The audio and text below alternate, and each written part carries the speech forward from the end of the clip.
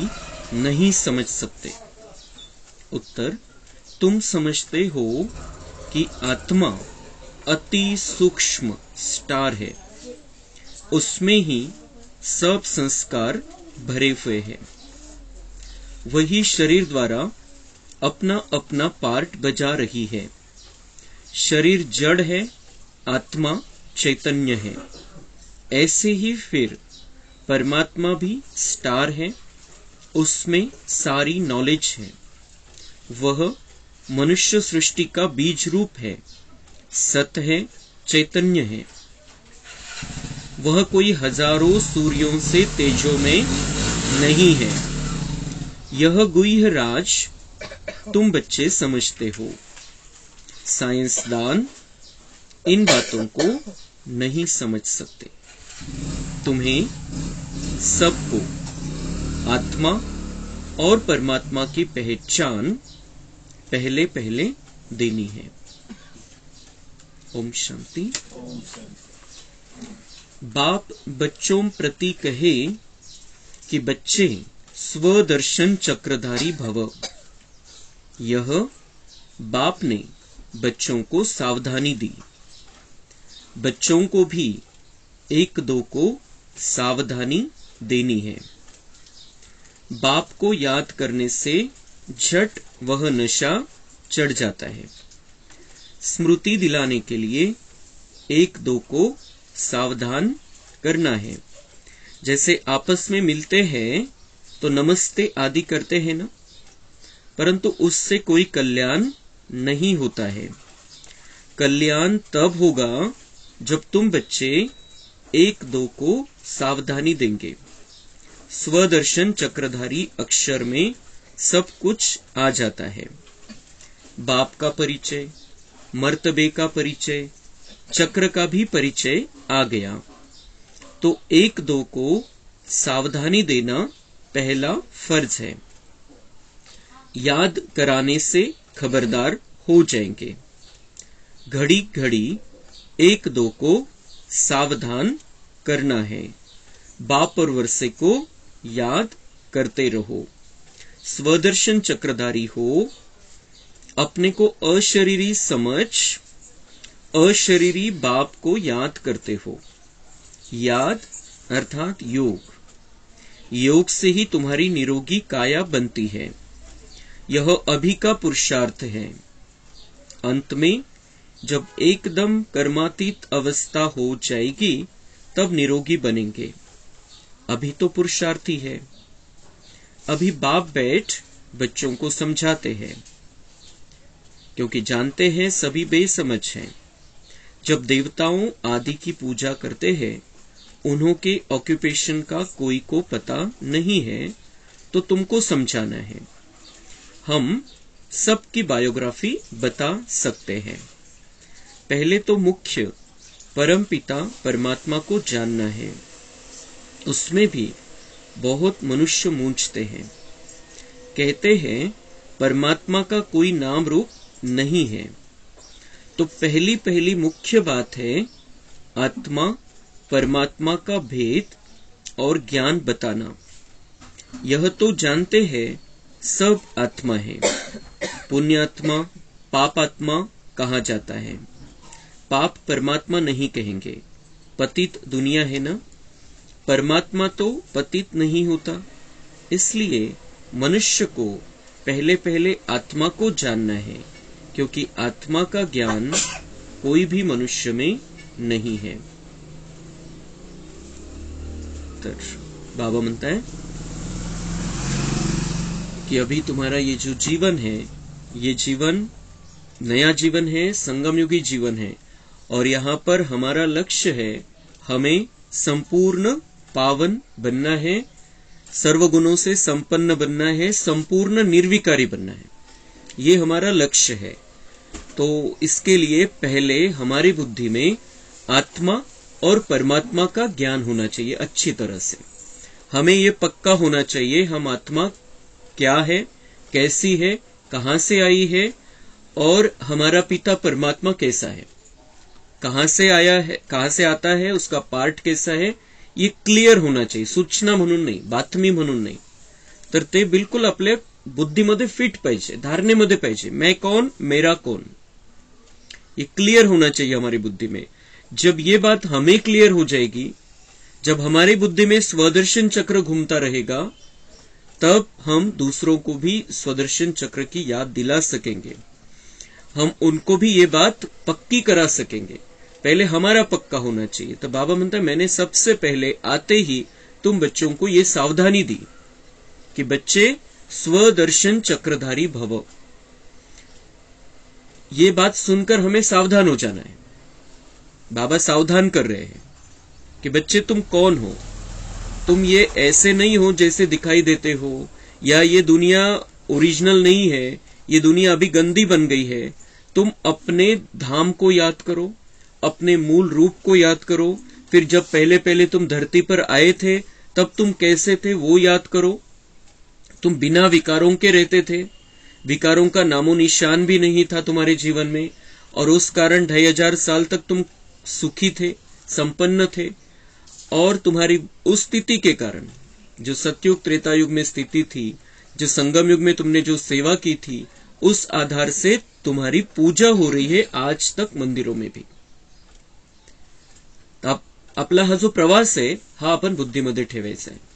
फिर वो पूजा कर रहे भक्त आत्माएं हमारी आज तक भी. हम कलयुग में पहुंच गए थे, हमारे वो यादगार के रूप में पूजा करते हैं. फिर कलयुग में हम पहुंचे, बाबा की नजर हम पर गई, हम ब्राह्मण बन गए. बाबा ने हमको चुना, अलग से सिलेक्ट किया कि हाँ ये मेरे कल्प पहले वाले बच्चे हैं और देवता बनने की कैपेसिटी इनके अंदर है. तो हम ब्राह्मण बन गए. फिर हमारा ये ब्राह्मण जीवन स्टार्ट हो जाता है. हम कच्चे ब्राह्मण से पक्के ब्राह्मण बनते जाते हैं, पांचों विकारों को त्यागते जाते हैं, और देवी जो धारणा है वो हम करते जाते हैं. और फिर हम बन जाएंगे फरिश्ता. हम ऐसी स्थिति हो जाएगी हमारी कि इस दुनिया में हम सेवा के लिए उपस्थित है कंप्लीटली. आपण कुठे गुंतलेलो नाहीये, अटकलेलो नाहीये, बांधले गेलेलो नाही. ती स्थिति है फरिश्ता स्थिति.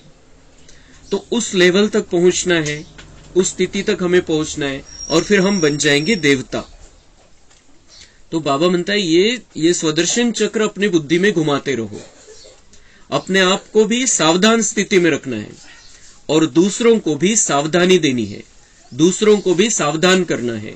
दुसऱ्यांनाही आठवण करून द्यायची. ही स्वदर्शन चक्राची आठवण तर करून द्यायची. याद करो तुम कौन थे, याद करो तुम्हारी स्थिति कैसी थी, तुम परमधाम में कैसे थे, तुम सतयुग में कैसे थे.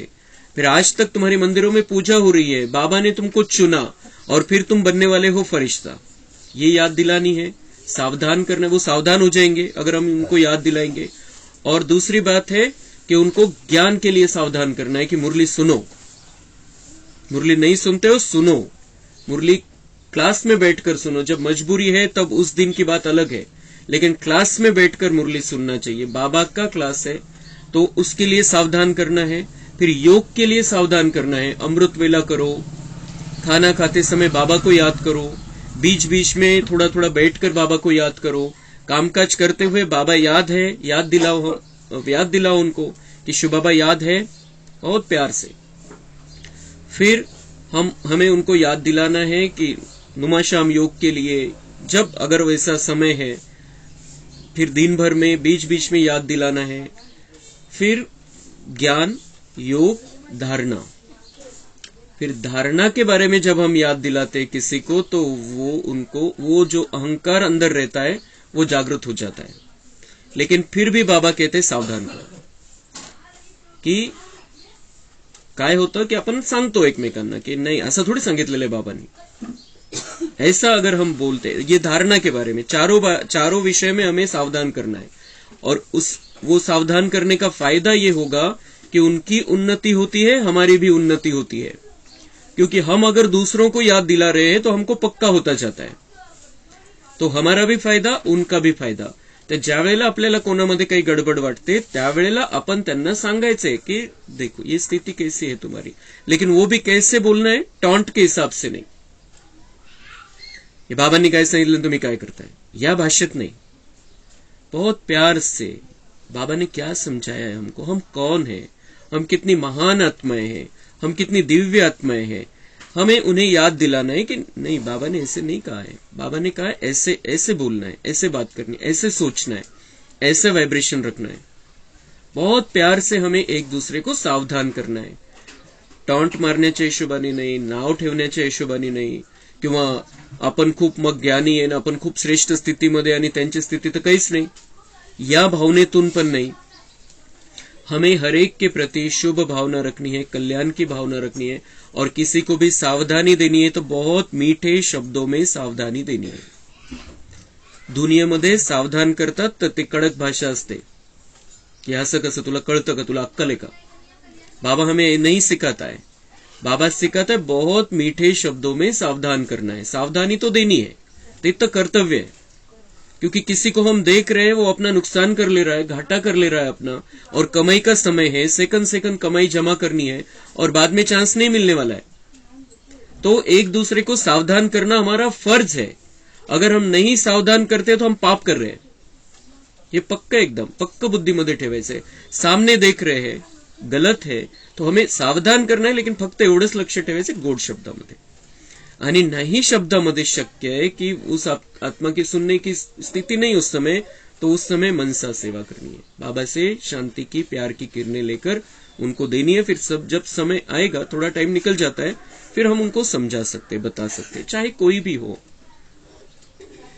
हमारा रिश्तेदार हो, घर में हो या भाई हो, हमारे ज्ञान में चलने वाले. लेकिन सावधान करना हमारा फर्ज है. आता कोणाची स्थिती कशी ते बघून, वेळ काळ परिस्थिती बघून सावधान करायचे, पण गोड शब्दामध्ये. फिर सेवा के लिए भी हम सावधान कर सकते हैं. चारों विषयों में सावधान करना है, तो वो हम भी स्वदर्शन चक्रधारी स्थिति में रहेंगे और वो भी स्वदर्शन चक्रधारी स्थिति में आ जाएंगे.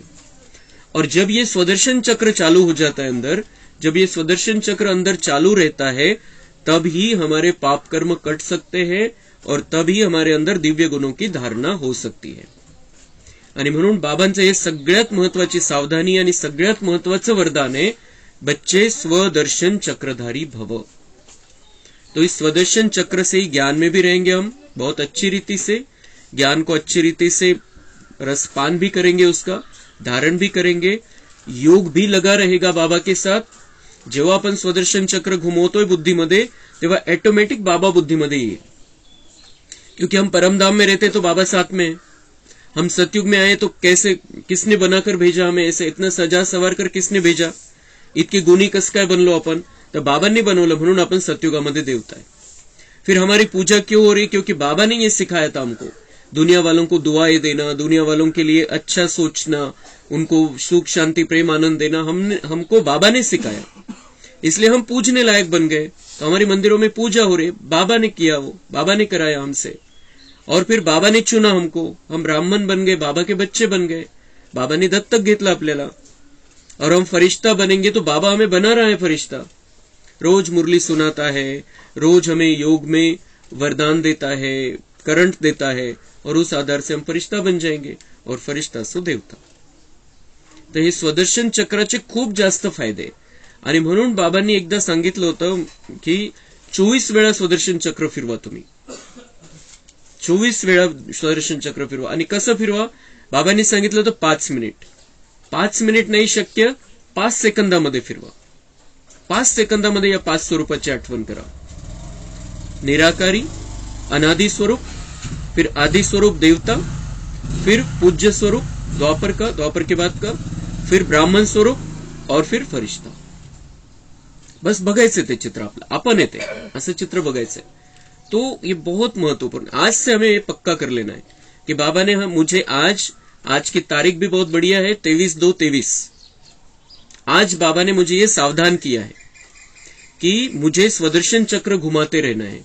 ही स्वदर्शन चक्रामुळे सगळं श्रेष्ठ पुरुषार्थ होईल. आपण या रस्त्यावरती खूप चांगल्या प्रकारे स्पीड पकडू, तीव्र पुरुषार्थी बनून जाऊ आपण. ये स्वदर्शन चक्र बहुत अच्छी रीति से घुमाना चालू करना है. 1 वेळापासून, 2 वेळापासून, 3 वेळापासून स्टार्ट करायचंय. आणि जेव्हा आठवेल आपल्याला, जेव्हा वेळ आहे तेव्हा 5 मिनिट बसायचंय. जेव्हा वेळ आपल्याला 1 तासभर हे स्वदर्शन चक्र फिरवू शकतो आपण एका वेळेला, जर कोणाकडे तेवढा निवांत वेळ आहे तर. बाबांच्या समोर बसायचंय निराकार स्थितीमध्ये, तिथून बाबांकडून ती किरणं घ्यायची आहे. कधी शांतीची, कधी एकदम बिलकुल शांतीचीच किरणं घेत राहायचं 10 मिनिट 15 मिनिट. कधी प्रेमाची, आनंदाची, जसं आपल्याला पाहिजे तिथं आपण बसून राहू शकतो. मग सतयुगामधलं आपलं स्वरूप बघायचंय. सतयुगामध्ये आपण किती सुंदर स्थितीमध्ये, आपण आत्ताही बघायचंय सतयुगामध्ये किती सुंदर स्थितीमध्ये, कसं माझं महल आहे, मी कसा राजा बनलेलो आहे, मग माझ्याकडे किती पुष्पक विमान आहे, कशी बाग आहे माझ्याकडे मोठी, किती मोठी जमीन आहे माझ्याकडे. आता 1 इंचासाठी भांडतोय, तिथं किती जमीन आहे, किती जमीन आहे माझ्याकडे, अनगिनत जमिनीचा मी मालक आहे, अनगिनत पैसे, अनगिनत संपत्ती, अनगिनत सोने, हीरे, माणिक, मोती, कितीतरी आहे माझ्याकडे सगळं काही. और वो भी कब प्राप्त होने वाला है, मे भी 12-14 साल के बाद आ गया है वो समय. तो वो चित्र हमें देखते रहना है कि वो दुनिया आई क्या, फिर यहां से जो उदासी, निराशा आ जाती है वो सब खत्म हो जाएगा. मग आपण ते पूज्य स्वरूप आठवायचे. आपण आता जे दिलेले संगम युगामध्ये त्याची यादगार है. तो अभी वो देवता रूप हमारा अभी चैतन्य में है. मंदिर में मूर्ति है लेकिन हम चैतन्य में अभी है, तो अभी देना है हमको. वो जो मूर्ति के सामने जाकर मांग रहे हैं वो हमें अभी डायरेक्ट देना है, और अभी हमने डायरेक्ट दिया इसलिए वो मूर्ति के सामने जाकर मांगते हैं यादगार म्हणून. फिर हम ब्राह्मण स्वरूप में अपना ब्राह्मण जीवन याद कर सकते हैं कि बाबा ने मुझे कितना सुंदर जीवन दिया है, कलयुग में तो क्या क्या होता रहता है. आणि आपण बघितलं बाबांनी जे नियम मर्यादा आपल्याला शिकवल्या त्या कोरोनामध्ये सगळ्यांनी पालन केले. जेवढ्या नियम मर्यादा आपल्या आहेत, जे काही बाबांनी श्रीमत दिलेली आहे तेवढ्या सगळ्या बाकीच्यांना जबरदस्तीने पालन करावे लागले.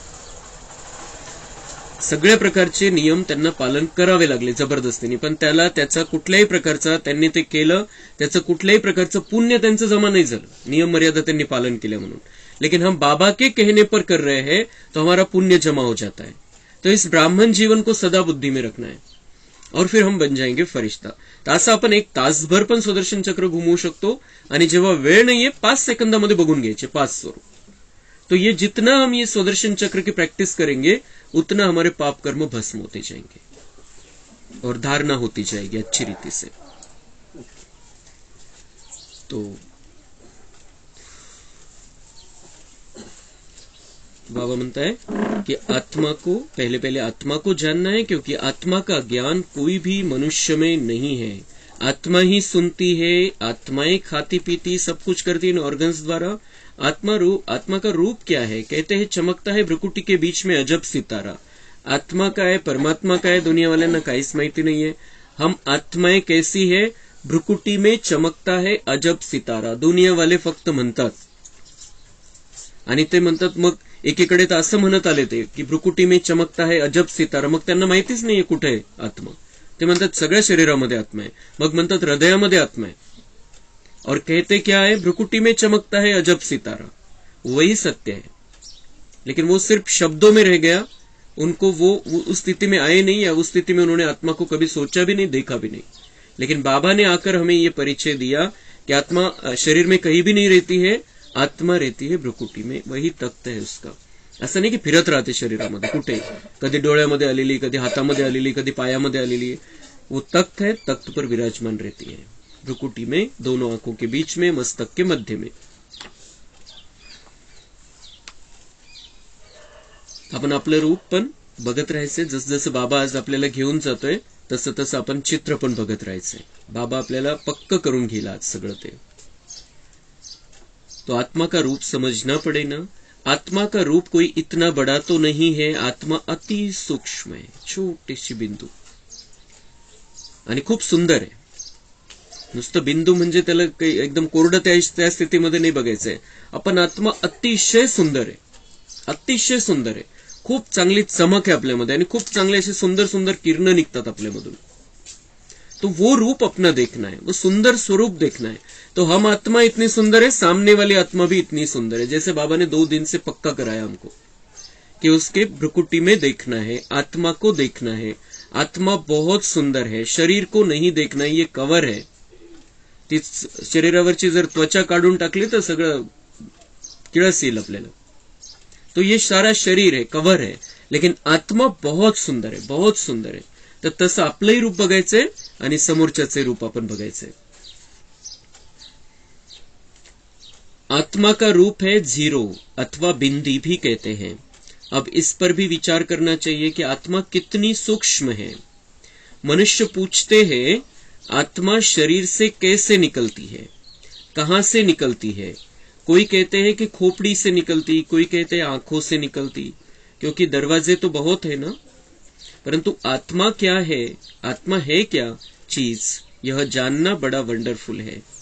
बाबा म्हणते हे त्याच्यातच राहतात की आत्मा भी यहां से चली गई, आंखों से चली गई, इधर से चली गई, उधर से। त्यांनी 10 द्वार दाखवलेले की 10 पैकी कोणत्याही द्वाराद्वारे जाते आत्मा। तो बाबा म्हणते कहीं से भी जा सकती है, जाने को तो आत्मा कहीं से भी जा सकते, सूक्ष्म। असं नाही की तिला हाच रस्ता पाहिजे की डोळ्यातूनच गेली पाहिजे, आत्मा तर तशी निघून जाऊ शकते डायरेक्ट, तिला काही द्वारची गरज नाहीये किंवा कसंही जात असेल। पण त्याच्यापेक्षा बाबा म्हणताय कि हा विचार करा कि आत्मा आती क्या कैसे है और वो चीज क्या है। आत्मा क्या है, आत्मा अति सूक्ष्म है, दिव्य सितारा है, और इतनी सी छोटी सी आत्मा, इतकीशी छोटीशी आत्मा जिचा आपण समजा पेनाने टिंब जरी काढला तर त्याच्यापेक्षाही 1000 पट छोटी, आणि इतकी पॉवरफुल, इतकी शक्तिशाली आहे की इतक्या मोठ्या शरीराला चालवते। ती निघून गेली तर शरीर काहीच कामाचं नाही। आणि आत्म्यामध्ये ते इतकेशा छोट्याशा आत्म्यामध्ये 84 जन्माचा सेकंदाचा पार्ट नोंदला गेलेला आहे। तो बाबा म्हणता ये जानो, ये जानना कितना वंडरफुल है, ये किती आश्चर्यकारक गोष्टी है। तो पूछते हैं आत्मा निकलती कैसे है। यह नहीं कहते आत्मा आती कैसे है, परंतु पहले तो मालूम होना चाहिए कि आत्मा क्या चीज है। कितनी छोटी सी आत्मा में 84 जन्मों का पार्ट भरा हुआ है। यह बातें मोस्ट वंडरफुल है। बाबा म्हणतात सगळ्यात जास्त आश्चर्यकारक या गोष्टी आहे ज्याचे कोणी कल्पना सुद्धा नाही केली होती। आत्माविषयी स्वतःविषयी जाणणं, सगळ्या दुनियाभरची माहिती आहे पण स्वतःचीच माहिती नहीं, मैं आत्मा कैसी हूं, क्या हूं, कैसे पार्ट भरा हुआ है। तो ये अपने बारे में जानना ये भी बहुत बड़ा आश्चर्य है। आश्चर्यकारक बातें हमारे सामने आती है, हमारा परिचय बहुत आश्चर्यकारक है। आत्मा है तो बरोबर स्टार मुआफिक, उसको बड़ा नहीं कहेंगे। एरोप्लेन ऊपर जाने से बहुत छोटा दिखाई पड़ता है, परंतु आत्मा बड़ी नहीं होती। बाबा म्हणते विमान आहे, विमान खूप मोठं असतं खाली, पण वरती गेल्यानंतर ते एकदम दुरून जर आपण इथून बघू तर खूप छोटंसं दिसतं। तर तसं आत्मा दूर आहे की जवळ आहे त्याचा काही फरक नहीं। आत्मा छोटी है, छोटा सा बिंदु है। शरीर बड़ा हो जाता है लेकिन आत्मा बड़ी नहीं होती है, वैसी है, उतना ही बिंदु है। उसका तो एक ही रूप है। तो पहले आत्मा को जानना चाहिए। मैं आत्मा कैसे इस शरीर में प्रवेश करता हूं। भल कोई को साक्षात्कार होता है जैसे स्टार है।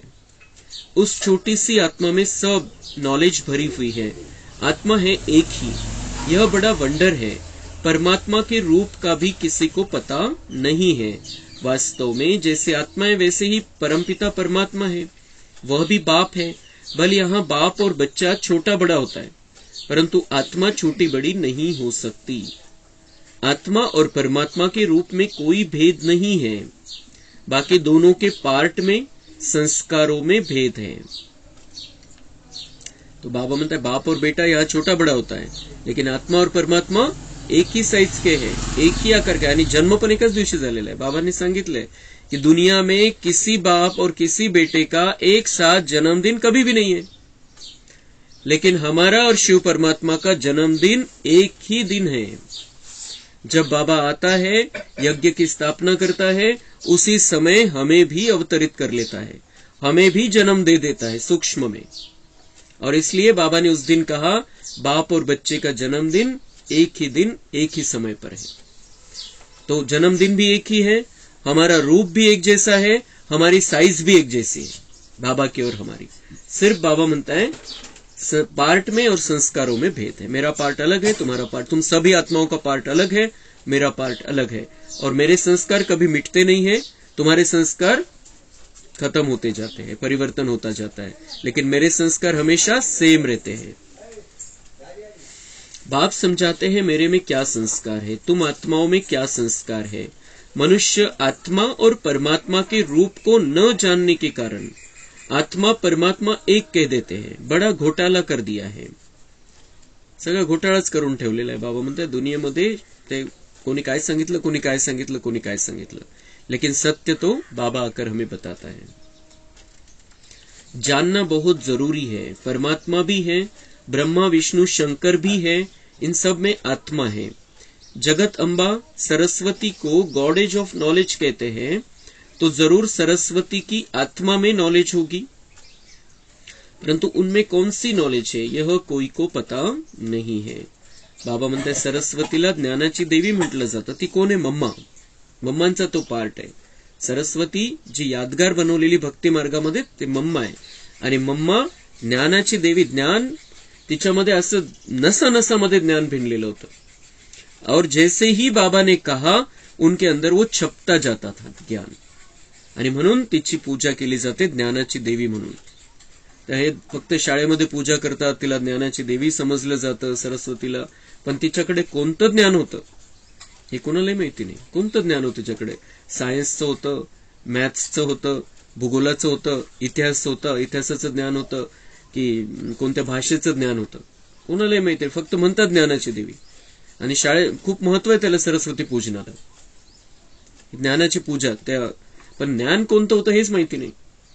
तो ये ज्ञान परमात्मा का दिया हुआ ज्ञान था, और वो ज्ञान उसने संपूर्ण रीति से अपने अंदर समा लिया था, धारण कर लिया था.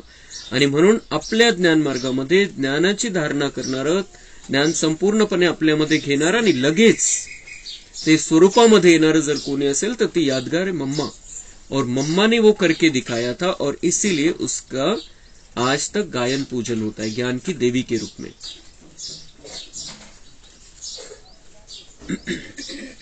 तुम कहते हो सरस्वती गॉडेज ऑफ नॉलेज, परंतु उसने कौन सी नॉलेज दी, कब दी? उनको जरूर गॉड से नॉलेज मिली होगी ना.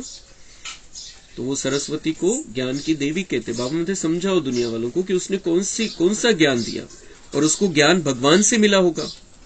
तिच्यामध्ये कुठून आलं? उसको भगवान ने ज्ञान दिया था, और कौन सा ज्ञान दिया था उनको समझाना. यानी जेव्हा आपण मम्मांची मुरली ऐकतो, त्यांचे क्लासेस ऐकतो, तर ते लक्षात येतं आपल्याला तिला ज्ञानाची देवी का म्हटलं गेलेलं आहे. इतकं स्पष्ट, इतकं ॲक्युरेट समजवलेलं असतं मम्मांनी. गॉड का रूप क्या है? गॉडेज ऑफ नॉलेज, यह नाम कैसे पड़ा? नॉलेजफुल तो गॉड है, उसने सरस्वती को नॉलेजफुल कैसे बनाया? एक ही बात पर किसी को संगम पर खड़ा कर देना चाहिए. बाबा म्हणताय या गोष्टीद्वारे पण तुम्ही संगम युगाचं ज्ञान सगळ्यांना देऊ शकता. एक ही बात है, एक बात, ज्ञान की बात, उस पर बाबा म्हणता है सबको समझाओ कि ऐसे ऐसे कलयुग के अंत समय में संगम युग होता है, भगवान आता है, भगवान ज्ञान देता है, और वो ज्ञान आत्माएं धारण करती अपने अंदर, और वैसा ही सरस्वती ने धारण किया, और वो ज्ञान उसने अपने अंदर भी लिया और सबको बांटा भी. तो ये संगम युग में होता है. असं नाही की वरती आकाशामध्ये हा सगळा कार्यक्रम चालतो, कोणीतरी कुठून तरी कोणाला तरी ज्ञान देतं, ते ज्ञान कोणीतरी कुठून तरी ऐकतं, कोणीतरी लिहून काढतं, कोणापर्यंत कधी पोहोचतं, वेगवेगळ्या रूपामध्ये. लेकिन ऐसा नहीं है. संगम युग में बाबा ज्ञान देता है, सरस्वती मम्मा उस ज्ञान को अच्छी रीति से धारण कर लेती है, और हम सब भी ऐसे ही मम्मा के जैसे ही ज्ञान को लेते हैं, और ज्ञान के आधार से अपना जीवन परिवर्तन कर लेते हैं संगम युग में. तो बाबा में इसी एक बात के आधार से ही तुम किसी को संगम युग समझा सकते हो. अब तुम बच्चे हर बात का अर्थ समझते हो. पहले पहले तो आत्मा और परमात्मा को समझना है. तो बाबा म्हणता है दोन्ही गोष्टी बोलताय. बाबा म्हणताय तुम अब हर बात का अर्थ समजतो. तुम्हाला सगळं माहिती झालेलं आहे, आणि त्याच्यातच पुढची लाईन काय? तो आत्मा और परमात्मा को समझना है.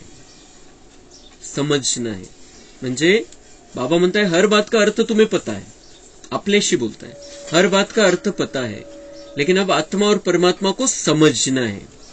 जानकारी मिल गई, बाबा के बन गए, लेकिन अब बहुत अच्छी रीति से समझो मैं कौन हूं, बाबा कौन है, ते बिल्कुल पक्का पाहिजे एकदम बुद्धीमध्ये. मेरा पार्ट क्या है, बाबा का पार्ट क्या है, बाबा को चैतन्य में महसूस करना है, हमें अनुभव करना है उसका. त्याला बाबा म्हणता है समझो. अभी समझो. माहिती तर झालेलं आहे, और हम बाबा के बन भी गए, और हम पक्के बच्चे हैं बाबा के. हम स्पेशल बच्चे हैं. 33 करोड़ आत्माएं हैं जो बाबा के बच्चे बनने वाले हैं, लेकिन उसमें सिर्फ 10 लाख बच्चे ऐसे हैं जो रोज मुरली सुनते हैं, और इसलिए हम स्पेशल बच्चे हैं बाबा के. हमें जानकारी, हर बात का अर्थ हमें समझ में आ गया है. अभी सिर्फ बाबा म्हणता है अभी इसमें थोड़ा सा ये ऐड कर लो कि बहुत अच्छी रीति से मुझे समझो और मुझे महसूस करो, मेरे साथ का अनुभव करो, मेरे प्यार का अनुभव करो. बाबाला समजून घेऊ आपण चांगल्या प्रकारे, बाबा आपल्याला समजलं चांगल्या प्रकारे, तर आपण एक सेकंद त्याला सोडणार नाही, सोडूच शकत नाही. का सोडायचं त्याला?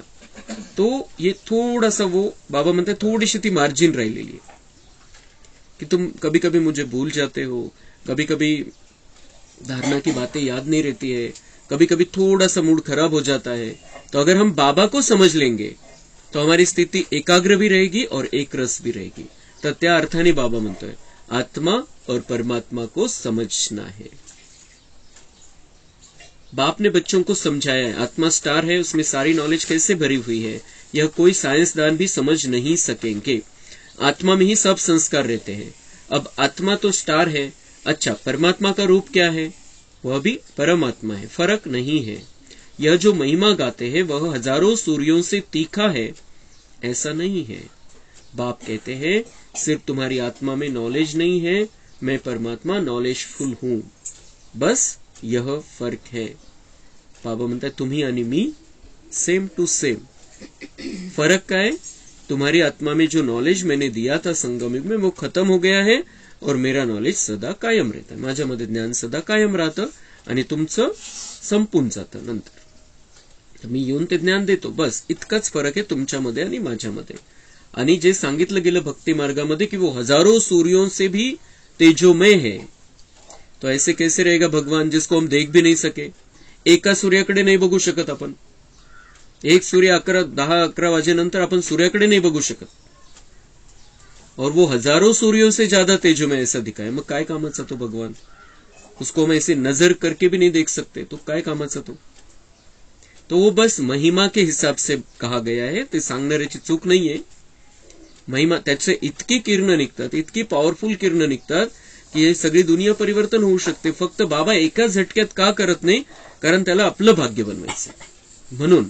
नहीं तो त्याच्याकडे हजारों सूर्य इतकी ताकत है, एक सेकंड में दुनिया को पलट सकता है, वो इतनी ताकत है. एक सेकंड में वो कलयुग को सतयुग बना सकता है, इतनी ताकत है. लेकिन वो क्यों नहीं यूज करता है? कारण मग आपलं भाग्य कसं बनेल आणि मग कोणाला घेऊन जाईल, कोणाचे पार्ट कसे ठरायचे. म्हणून त्यांनी हे 100 वर्ष ठेवलेले. ताकद आहे त्याच्यामध्ये, पण रूप असं नाहीये की सूर्यासारखे अशी तेजस्वी किरण निघतात. ती ताकदीच्या रूपामध्ये आपण घेऊ शकतो की हजारों सूर्य इतकी ताकद है त्याच्यामध्ये. माया ने तुम्हारी आत्मा को पतित बना दिया है, बाकी कोई दिवा नहीं है बुझा हुआ.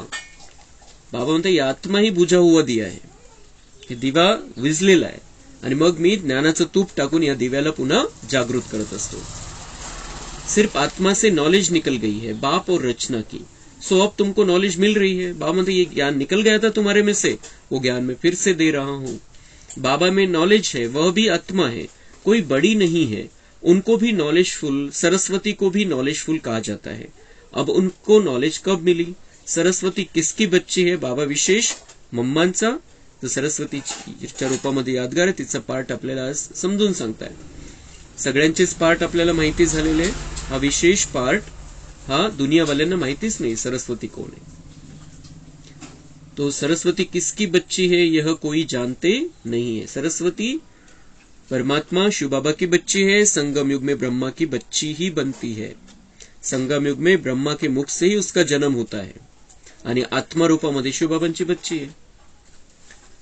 तो दिल में आना चाहिए उन्हों को कैसे समझाए. बाप परमात्मा कौन है वह भी समझाना है कि वह स्टार है, उसमें सारी नॉलेज है.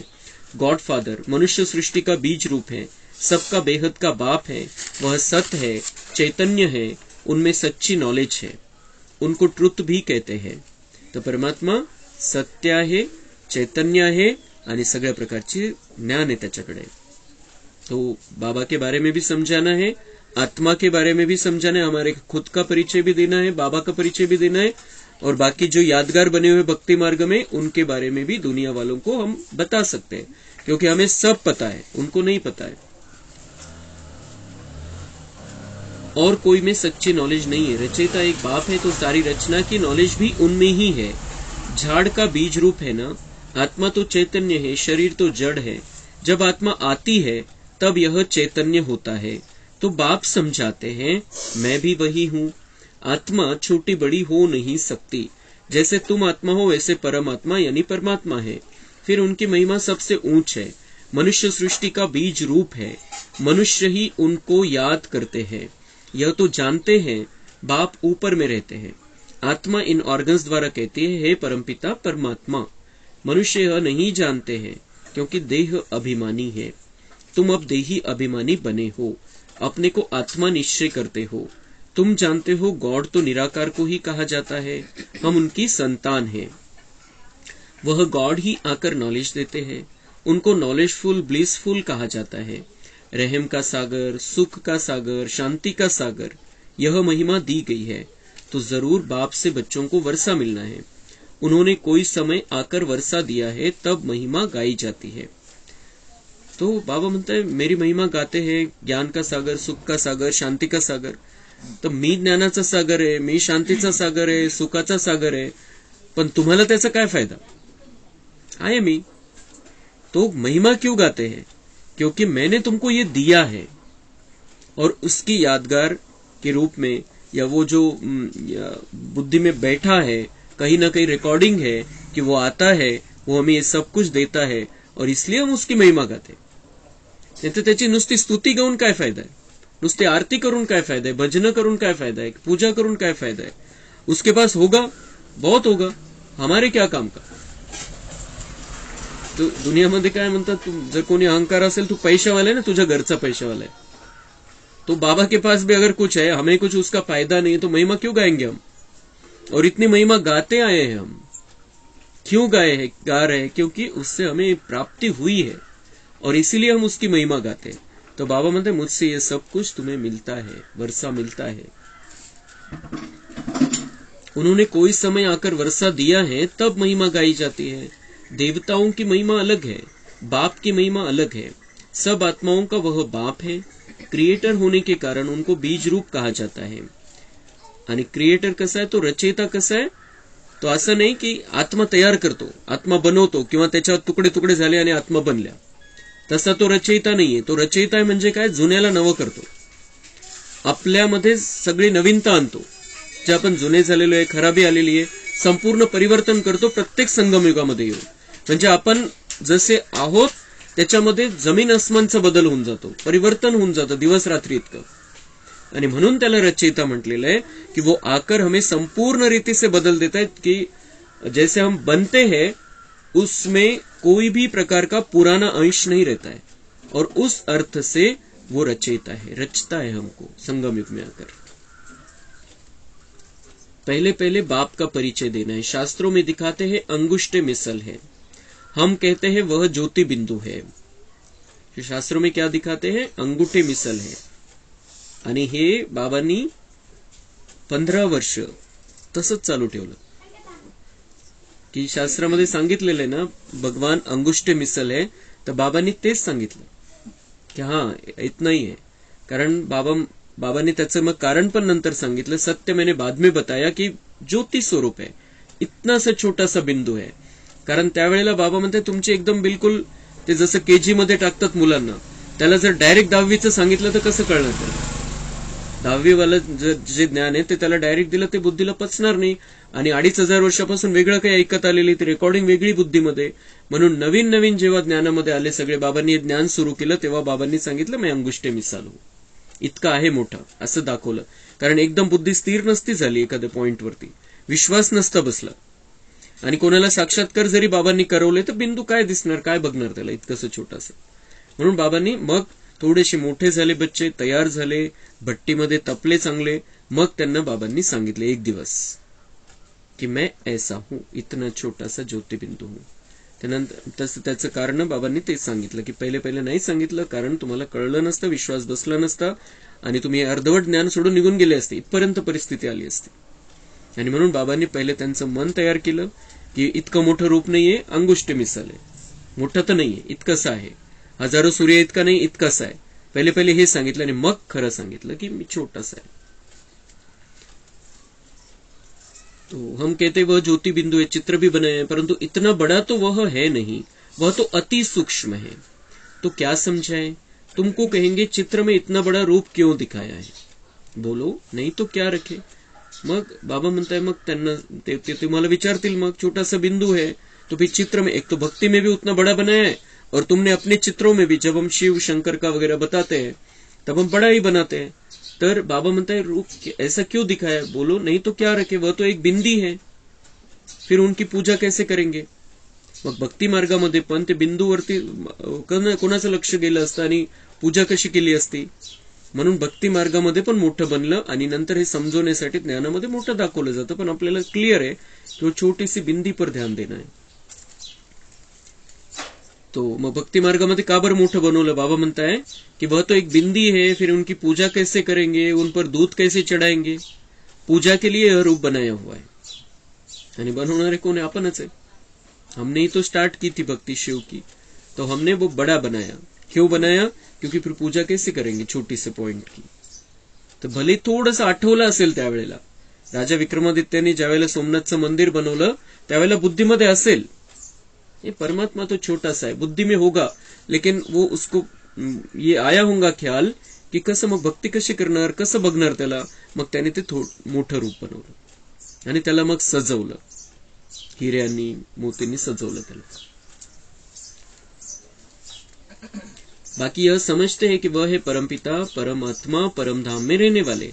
वह परम धाम है हमारा स्वीट होम, निराकारी दुनिया, मूल वतन, सूक्ष्म वतन, फिर स्थूल वतन. बाप निराकारी दुनिया में रहते हैं. आत्मा कहती है हम निर्वाण धाम में जावे जहां यह ऑर्गन्स न हो. आत्मा ही आकर शरीर धारण करती है. अब यह कैसे समझाए कि आत्मा कहां से जाती है, कहां से जाती है. बाबा म्हणताय, बाबांनी उत्तर तर दिलेलंच नाहीये कुठून जाते आत्मा. अजून माझ्या पाहण्यात तरी वाचण्यात तरी नाहीये की बाबांनी सांगितलेलं नाही आत्मा आंखों से जाते, आत्मा इधर से निकलते उधर से निकलते. उत्तर दिलेलं नाहीये, कारण मग कुठूनही जात असेल निघून आत्मा, तिला काही बंधन थोडीच आहे, कुठूनही निघून जात असेल. लेकिन बाबा म्हणते आती कैसे वो सोचो, और क्या करती है उसका पार्ट क्या है ये सोचो. तो अब यह कैसे समझाए कि आत्मा कहां से जाती है. यह तो जानते हैं पिंड में आत्मा प्रवेश होने से चैतन्य बन जाती है. पिंड 4-5 महिन्याचा गर्भ, त्याच्यामध्ये आत्मा प्रवेश होते आणि कुठं येते मग ते जे स्थान असेल त्याच्यामध्येही, या पिंडामध्येही भ्रुकुटीसारखं जे स्थान असेल तिथे येऊन आत्मा विराजमान होते आणि ते त्याच्यामध्ये जीव येतो, चेतनता येते. चीज कितनी सूक्ष्म है, उसी में सारे संस्कार भरे हुए हैं. फिर एक एक जन्म के संस्कार प्रकट होते जाएंगे. मग बाबा पुन्हा ही रहस्य सांगताय, उसमें सारे संस्कार भरे हुए हैं. 84 जन्मों का रिकॉर्ड भरा हुआ है, लेकिन हर जन्म के संस्कार अलग अलग है. तर ते प्रगट होतील त्या त्या जन्मामध्ये. सत्युग जर सगळी रेकॉर्डिंग आहे, 84 जन्माची रेकॉर्डिंग आहे आणि त्या सीडी एखाद्या सीडी मध्ये गडबड झाली समजा, तर पुढचं मागे मागचं पुढे होऊ शकतं. पण ही आत्मरूपी जी सीडी आहे त्याच्यामध्ये पहिल्या आपण सत्युगामध्ये आलो तर आपल्या कलियुगातल्या जन्माचे संस्कार नाही प्रगट होणार, नाही तर गडबड होऊन जाईल तिथंच. तो बाबा म्हणता है उसी जन्म में वो संस्कार प्रकट होते जाएंगे. पहले जन्म में पहले जन्म के संस्कार जो रिकॉर्डिंग हुई है उस अनुसार प्रकट होंगे. 84वें जन्म में 84वें जन्म के रिकॉर्डिंग अनुसार संस्कार प्रकट होंगे. मग कलयुगामध्ये सत्युगासारखे संस्कार नहीं प्रकट होणार. लेकिन जब हम संगम युग में आते हैं तब वो सारी पुरानी स्मृतियां जागृत हो जाती है, हमारे सारे पुराने संस्कार फिर जागृत हो जाते. बाबा याद दिलाता है और फिर ये जो बाकी जो फाइलें हैं, बाकी जो द्वापर के बाद की जो फाइलें वो खत्म होती जाती है, दबती जाती है और फिर हमारे ओरिजिनल संस्कार प्रकट होते जाते. संगम युग के संस्कार अलग है और वो सारे संस्कार बाबा हमारे अंदर प्रकट कर देता है. उस आधार से हम कलयुगी संस्कारों को भूल जाते हैं, दैवी संस्कार अपने अंदर आते हैं और उस संस्कार को लेकर हम परम धाम में जाते हैं और फिर नीचे आते हैं तो वही संस्कार रहते हैं. फिर बाद में जैसे जैसे हम जन्म लेते जाते हैं वैसे वैसे फिर वो संस्कार प्रकट होते जाते हैं अलग अलग. तो बाप समझाते हर एक बात को अच्छी रीति समझना है. सरस्वती की बात पर भी समझा सकते हैं, वह किसकी बच्ची है. इस समय तुमको तो गॉडेज कह न सके.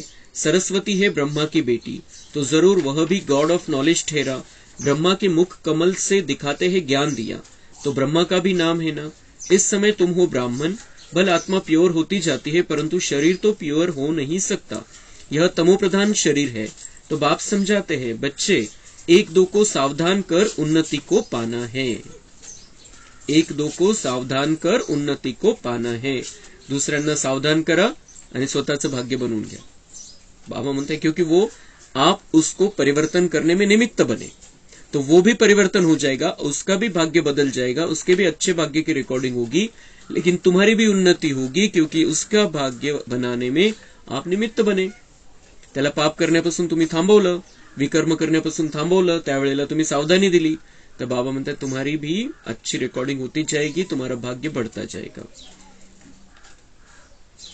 बाप और वर्षे को याद करते हो, क्या सावधानी देनी है? बाबा म्हणते बाप और वर्षे को याद करते हो, स्वदर्शन चक्र को याद करते हो. बाबा कहते एक भी ऐसे सावधानी नहीं देते होंगे.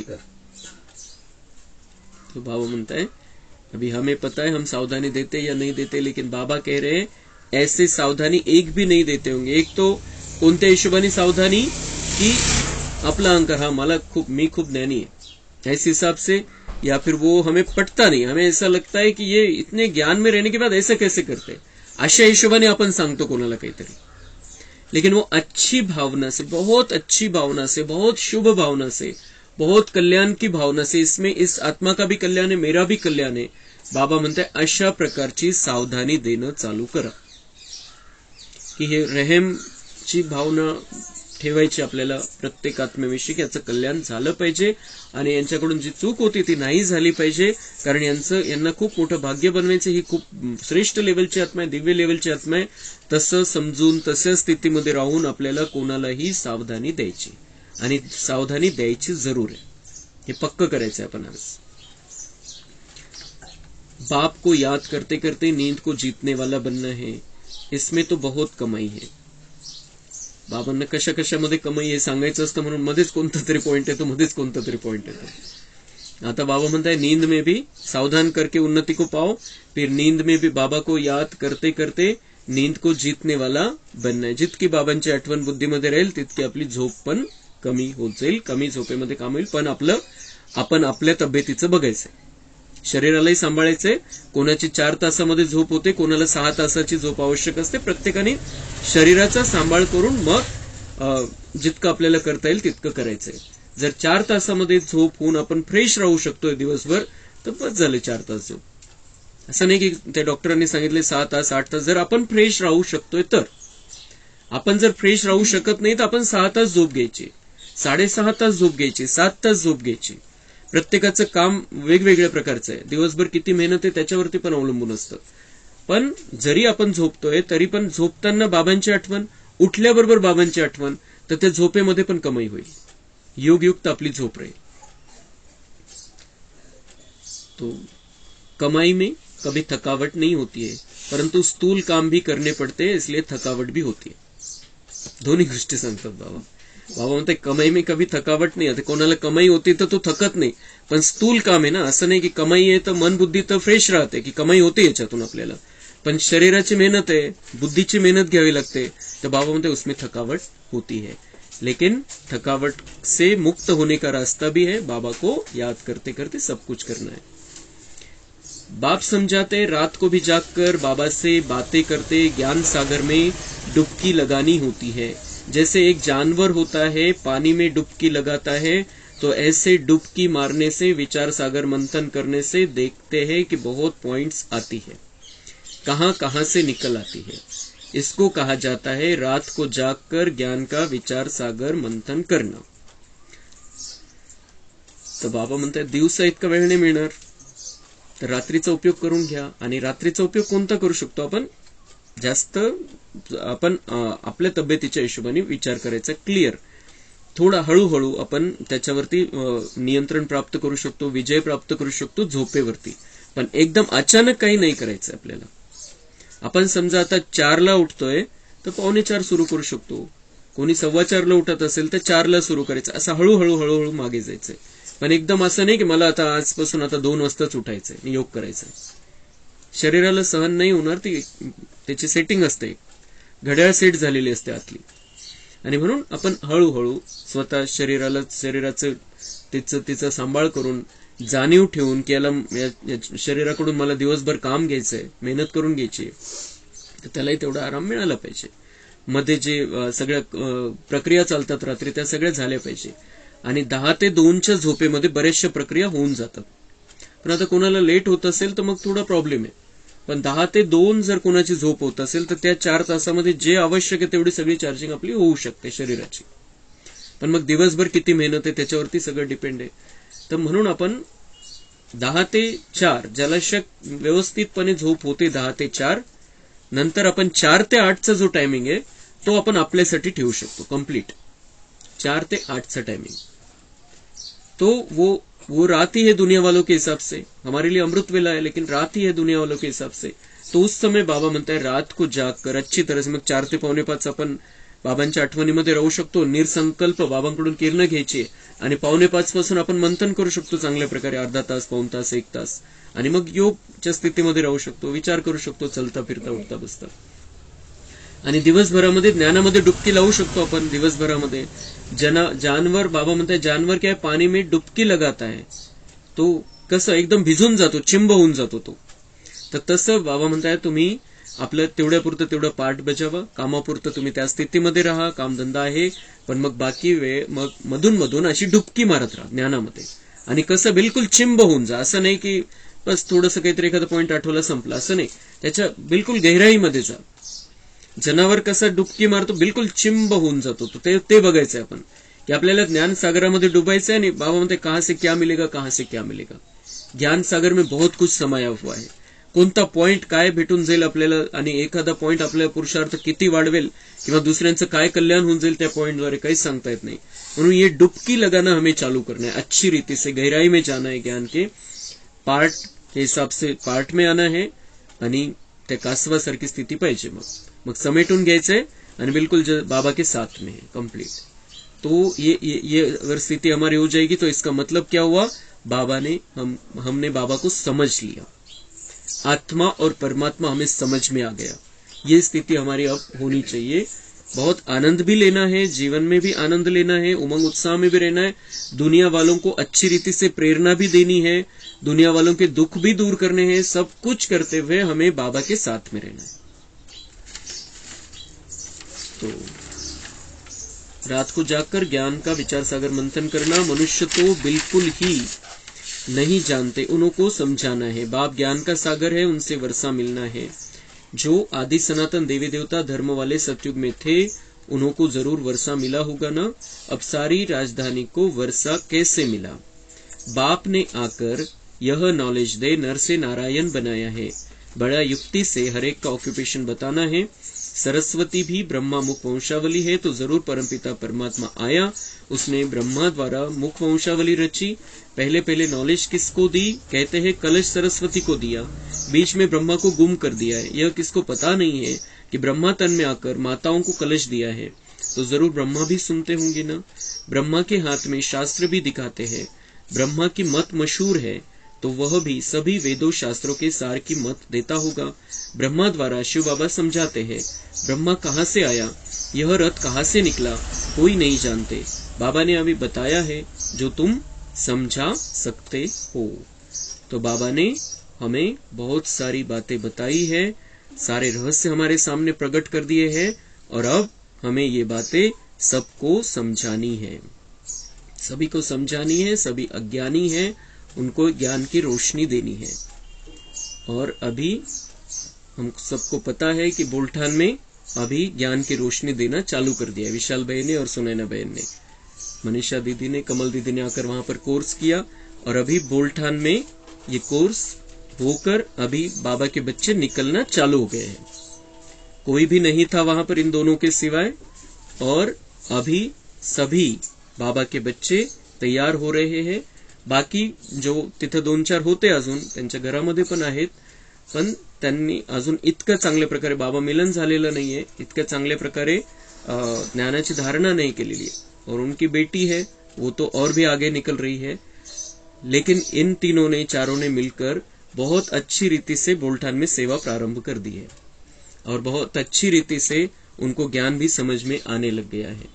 तो जहां भी हमें पॉसिबल है वहां पर हमें ये ज्ञान देना है, पहुंचाना है. आत्माएं जानती नहीं है, अज्ञान में है, और उनको ज्ञान की रोशनी में लाना है. अंधकार में है सभी आत्माएं. तर आपण सगळ्यांपर्यंत संदेश हा पोहोचवायला पाहिजे. सगळ्यांना माहित झालं पाहिजे की बाबा त्यांचा पण आहे, त्यांनाही वारसा हक्क घेण्याचा अधिकार आहे. तर आपण आपले नातेवाईक असतील, आपल्या घरातले पण अजून ज्ञानामध्ये नाहीये, त्यांनाही ज्ञानामध्ये आणायचंय. आपले जे नातेवाईक आहे त्यांनाही हा संदेश पोहोचवायचा. कोणी कुठल्याही त्यांच्या हिशोबाने कोणत्याही सेंटरवर जाऊन त्यांनी कोर्स करून घ्यावा, त्यांनी बाबांचं बनावं, हा आपल्याला उद्देश ठेवायचा आहे. कारण आता इथून पुढे वर्ष 2-3 वर्षानंतर काही सांगता येत नाही की कोर्सही होऊ शकेल की नाही, ज्ञान घेऊ शकतील की नाही घेऊ शकतील.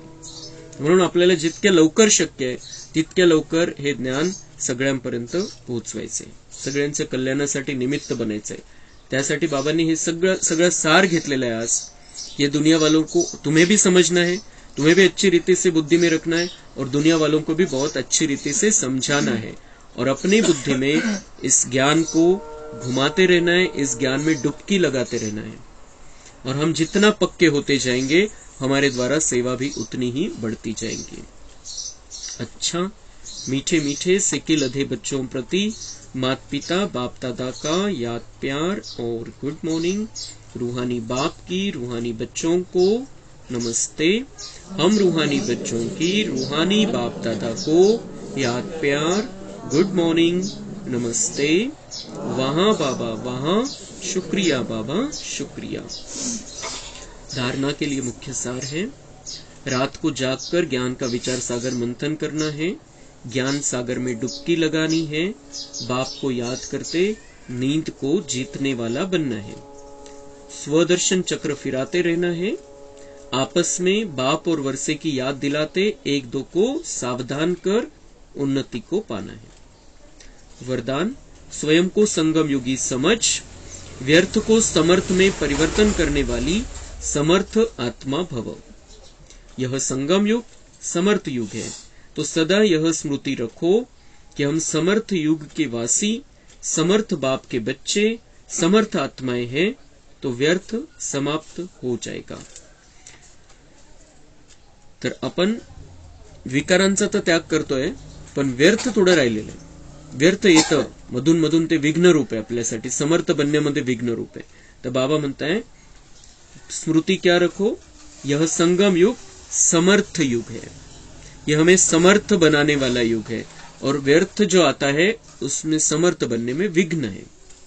मुझे अभी समर्थ बनना है, 5000 साल के लिए समर्थ बनना है.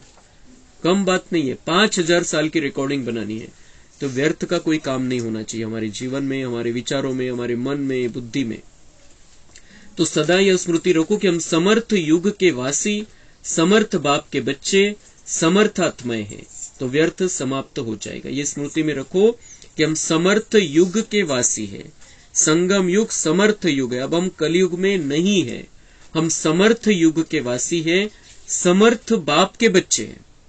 हमारा बाप शिव बाप समर्थ है, सर्वशक्तिवान है, और उसके हम समर्थ आत्माएं बच्चे हैं.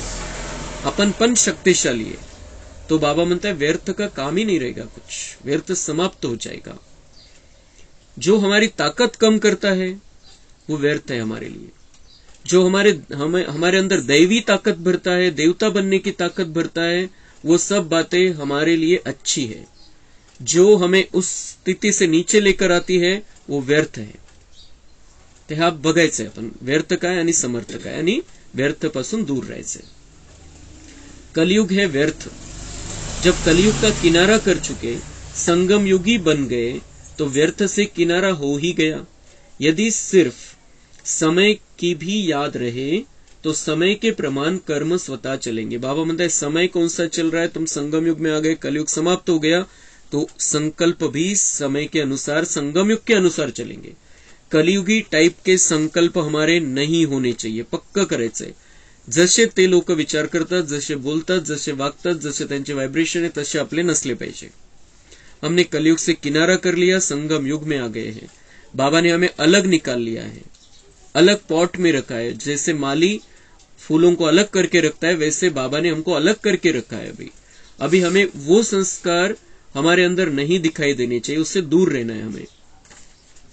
आधा कल्प, बाबा म्हणता है आधा कल्प व्यर्थ सोचा, व्यर्थ किया, लेकिन अब जैसा समय, जैसा बाप वैसे बच्चे. बाबा म्हणता है आधा कल्प व्यर्थ सोचा, व्यर्थ किया, झालं. बाबा म्हणता छोड़ दो उन बातों को, सोचो मत उसके बारे में, जो हुआ हुआ. लेकिन अब जैसा समय, जैसा बाप वैसे बच्चे। बाबा जैसा बनना है और समय के अनुसार परिवर्तन कर लेना। हम संगम युगी आत्मा है। तो ये मंत्र की तरह हमें याद रखना है कि अब जैसा समय, जैसा बाप वैसे बच्चे, जैसा बाबा वैसा मैं, क्योंकि अभी संगम युग चल रहा है। स्लोगन: जो सदा ईश्वरीय विधान पर चलते हैं वही ब्रह्मा बाप समान मास्टर विधाता बनते हैं। जो ईश्वरीय विधान आहे म्हणजे जे ईश्वराने बाबांनी नियम मर्यादा सांगितलेले आहे त्याच्यावरती जे चालतात, बाबा म्हणताय वही ब्रह्मा बाप के जैसे मास्टर विधाता बनते। बाबा विधाता है, ब्रह्मा बाबा मास्टर विधाता है। उन्होंने नियम मर्यादाओं पर चलकर दिखाया, करके सिखाया। तो वैसे ही हम भी ब्रह्मा बाबा जैसे बन जाएंगे अगर हम नियम मर्यादा में चलेंगे, बाबा ने जो सिखाया है। और यही नियम मर्यादाएं फिर सतयुग में रहेंगी, जो बाबा हमें सिखाते हैं वही फिर त्रेता युग में रहेगी। द्वापर में थोड़ी सी गड़बड़ होगी और कलयुग में नियम मर्यादाएं सिर्फ नाम के लिए रह जाएंगी। फक्त मग एका दिवसाचं व्रत, असं करायचंय तसं करायचंय, नाम के लिए रह जाएगी वो जो नियम मर्यादाएं बाबा सिखाता है। अव्यक्त इशारे प्रत्यक्षता करने के लिए अब लास्ट सो फास्ट पुरुषार्थ है प्रतिज्ञा। बाबा की प्रत्यक्षता करनी है, बाबा को सबके सामने लाना है, सबको बाबा का बनाना है। तो लास्ट सो फास्ट का पुरुषार्थ है प्रतिज्ञा। प्रतिज्ञा करा, हाच पुरुषार्थ है। लास्ट येऊन फास्ट जायचंय तो प्रतिज्ञा। कोई भी बात की प्रतिज्ञा करना कि यह करना है यह नहीं करना है, दुविधा नका ठेवू मनामध्ये। आणि संकल्प आणि कर्मामध्ये गॅप नका ठेवू। यह कैसी प्रतिज्ञा करना है, यह करना है यह नहीं करना है। बिल्कुल विभागनी करून टाका, ये करना है ये नहीं करना है, कैंसल। जो नहीं करना है बिल्कुल कैंसल, हमारे जीवन में रहना ही नहीं चाहिए, वो कैंसल। तो जेव्हा केव्हा असा संकल्प येईल जो नहीं करना है, स्वतःला आपण एक शब्द सांगायचा है, कैंसल। कैंसल कर दिया है, कैंसल है मेरे लिए, नहीं करना है ये मुझे, बस पक्का। संकल्प किया और स्वरूप हुआ, ऐसी प्रतिज्ञा ही प्रत्यक्षता के निमित्त बनेगी। संकल्प किया और स्वरूप हुआ, संकल्प केला, वेळ नाही घालवला त्याच्यामध्ये आणि त्या स्थितीमध्ये आले। जसं मम्मांचा पुरुषार्थ होता कि बाबा का कहना और मम्मा का करना। तो हमारा भी ऐसा होना चाहिए, अपन संकल्प केला मनामध्ये ये करना है और हमने कर लिया, बस हम करेंगे देखेंगे नहीं, गे नहीं। तो प्रतिज्ञा से अपने को और बाप को प्रख्यात करो। तो प्रतिज्ञा करनी और प्रतिज्ञा पर चलना, इससे ही बाबा सबके सामने प्रत्यक्ष हो जाएगा, सबको बाबा समझ में आ जाएगा, वो अपना भाग्य बना लेंगे बाबा से। अच्छा, ओम शांति। कम बोलो, धीरे बोलो, मीठा बोलो, सत्य बोलो, सोच समझकर बोलो, दुआएं दो, दुआएं लो।